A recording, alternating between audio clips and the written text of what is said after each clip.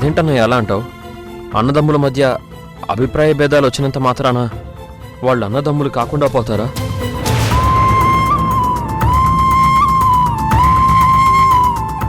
అనుబంధాలు లేకుండా పోతాయా? రక్త సంబంధీకులతో పంచుకునేవి అనుబంధాలు, బయట వాళ్లతో పంచుకునేవి అక్రమ సంబంధాలు అంటారు. నువ్వు తప్పు చేయడమే కాకుండా ఆ దయ్యాన్ని తీసుకొచ్చి ఇంట్లో పెట్టావు.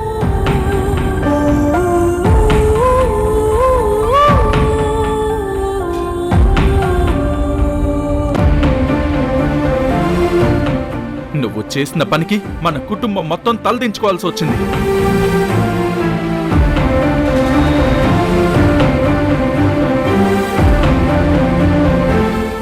అందుకేనమ్మా రాక్షసులున్న ఇంట్లో అడుగు పెట్టను అని చెప్పాను.